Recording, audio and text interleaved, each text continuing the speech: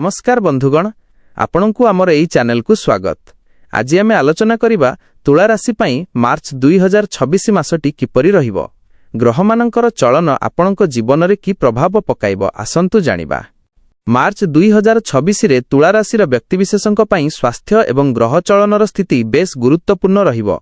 एही मासरे आपणक राशिर अधिपति शुक्र एवं अन्य ग्रहमानंक स्थिति आपणकु किछि मिश्रित फल प्रदान करिवे।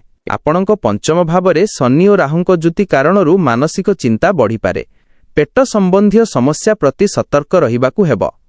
भाग्य स्थान रे बृहस्पतिंक शुभ दृष्टि आपणकु बड़ विपदरू रक्षा करिवो, किंतु कार्यव्यस्तता जोगु शरीर क्लांत अनुभव करि पारे। मार्च मासरे गाड़ी चलाइबा समय रे अधिक सावधान रुहंतु।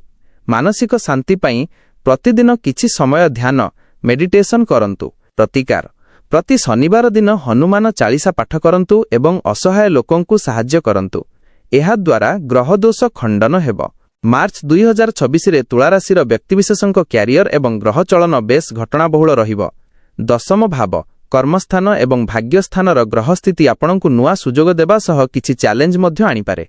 शनिदेव आपणक पंचम भावरे रही दशम भाव कर्मक्षेत्र उपरे दृष्टि पकाउछंती। यह सूचाउछि जे आपणकु कार्यक्षेत्र रे कठिन परिश्रम करिबाकु पड़िबो। सफलता मिलिबारे सामान्य विलंब होई पारे, किंतु सफलता स्थायी हेबो। भाग्यस्थान रे बृहस्पतिंक अवस्थान जोगु आपणकु उपरिस्थ कर्मचारी किंबा अंकठारु सहयोग मिलिबो। जदि आपण प्रमोशन अपेक्षा रे अछंती तेबे एही मासरे किछि सकारात्मक खबर मिलि पारे।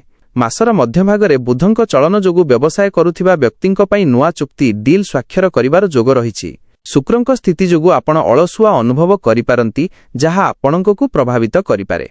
समयानुवर्ती हेबाकु चेष्टा करंतु। शुभ फल पई प्रतिकार प्रति शुक्रवार दिन मां लक्ष्मी को धला फूल अर्पण करंतु। कार्यक्षेत्र को बाहरिबा पूर्वरु सामान्य मिठा दही खाई बाहरंतु। चतुर्थ भाव सुखस्थान एवं द्वितीय भाव कुटुंब स्थान उपरे ग्रहमानंकर प्रभाव आपणक घरोई परिवेश को नियंत्रित करिवो।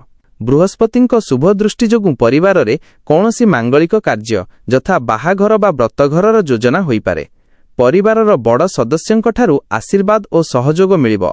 पंचम भावरे शनि और राहुंक जुति जोगु संतान मानंकु नेई किछि चिंता बढ़ी पारे।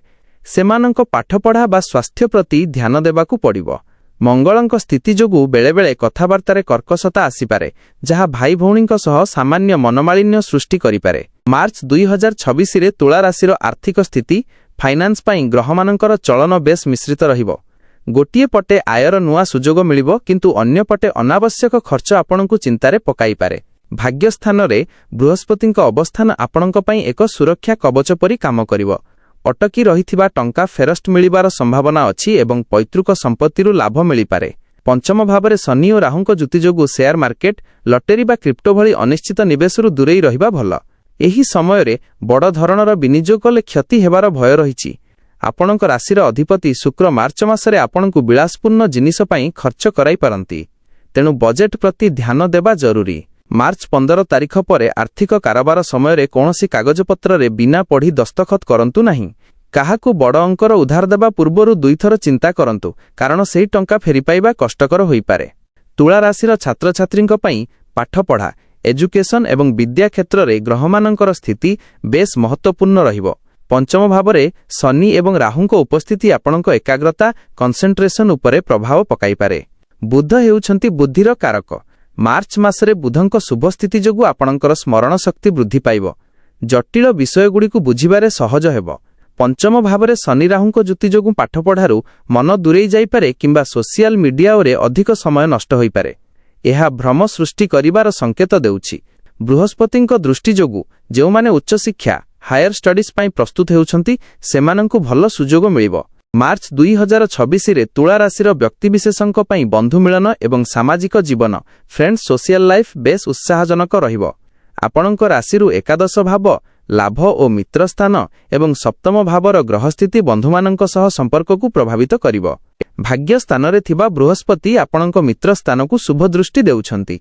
एहार अर्थ हेउछि आपणकु पुरुणा बंधुमानंकठारु बड़ धरणर सहाय्य मिलिबो। कौनसी असुविधा समय रे बंधु माने आपणक पाखरे छिड़ा हेबे। पंचम भावरे राहु और शनिंक जुति थिबारु नुआ बंधु करिबा समय रे सावधान रुहंतु। केही जणे आपणकु भूल बाटरे नै पारंती किंबा मिथ्या प्रतिश्रुति देई पारंती। ଆପଣଙ୍କ ବନ୍ଧୁମଣ୍ଡଳୀରେ କୌଣସି ମହିଳା ବନ୍ଧୁଙ୍କ ସହଯୋଗ ଆପଣଙ୍କୁ ଆଗକୁ ବଢ଼ିବାରେ ସାହାଯ୍ୟ କରିବ। ମାର୍ଚ୍ଚ 2026 ମାସକୁ ସୁଖଦ ଓ ଶୁଭମୟ କରିବା ପାଇଁ ତୁଳା ରାଶିର ବ୍ୟକ୍ତିବିଶେଷଙ୍କୁ କିଛି ବିଶେଷ ପ୍ରତିକାର ଏବଂ ସାବଧାନତା ଅବଲମ୍ବନ କରିବାକୁ ପଡ଼ିବ। ଶୁଭଫଳ ପାଇଁ ବିଶେଷ ପ୍ରତିକାରରେ ଆପଣଙ୍କ ରାଶିର ଅଧିପତି ଶୁକ୍ର ହୋଇଥିବାରୁ ପ୍ରତି ଶୁକ୍ରବାର ଦିନ ମା ଲକ୍ଷ୍ମୀଙ୍କୁ ସଫା ଧଳା ଫୁଲ କିମ୍ବା ପଦ୍ମଫୁଲ ଅର୍ପଣ କରନ୍ତୁ। ଏହାଦ୍ୱାରା ଆର୍ଥିକ ସ୍ଥିତି ମଜବୁତ ହେବ। ପଞ୍ଚମ ଭାବରେ ଶନି ରାହୁଙ୍କ ଯୁତି ଥିବାରୁ ପ୍ରତି ଶନିବାର ସନ୍ଧ୍ୟାରେ ଅଶ୍ୱତ୍ଥ ଗଛ ମୂଳେ ସୋରିଷ ତେଲର ଦୀପଟିଏ ଜାଳନ୍ତୁ। ଔ ସଂ ଶନୈଶ୍ଚରାୟ ନମଃ ମନ୍ତ୍ର ଜପ କରନ୍ତୁ। ସମସ୍ତ ପ୍ରକାର ବାଧାବିଘ୍ନ ଓ ସ୍ୱାସ୍ଥ୍ୟ ସମସ୍ୟାରୁ ମୁକ୍ତି ପାଇଁ ପ୍ରତିଦିନ କିମ୍ବା ଅତିକମରେ ମଙ୍ଗଳବାର ଓ ଶନିବାର ଦିନ ହନୁମାନ ଚାଳିଶା ପାଠ କରନ୍ତୁ। ଶୁଭ ଅଙ୍କ 2, 7 ଏବଂ 8। ଶୁଭବାର ଶୁକ୍ରବାର ଏବଂ ଶନିବାର। ମଙ୍ଗଳଙ୍କ ପ୍ରଭାବ ଯୋଗୁଁ କଥାବାର୍ତ୍ତାରେ ଉଗ୍ରତା ଆସିପାରେ, ତେଣୁ ଯୁକ୍ତିତର୍କରୁ ଦୂରେଇ ରୁହନ୍ତୁ।